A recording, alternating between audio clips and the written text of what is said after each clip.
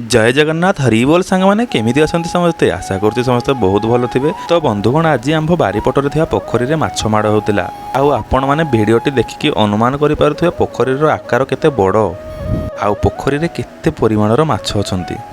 तो बंधुगण देखिपे जालटी आसी एपट मुंडरे लगिगला एवं केते परिमाण में माछ अछंती ता भितरे। तो बंधुगण एवं सब बड़ माछ को बस्तार पूरा जी छोट माछ अच्छी पुणी से पोखरी में छाड़ दिया कहीं पर वर्ष पुणी बड़ माछ हे।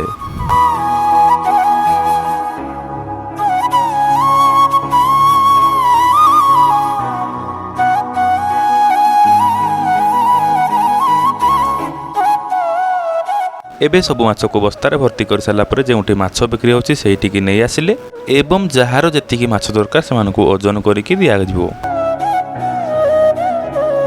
एवं जदि आपण मैंने आम गाँव माछ दर जाना चाहते थरे ए लिस्टा को देखि नियंतु।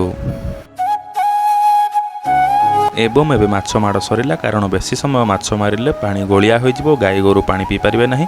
समस्ते जाल धरी पोखरी बाहरी पड़े। भिडियोटी आपको केमती लगा कमेंट निहाती जानवे। भल लगी गोटे लाइक करेंगे।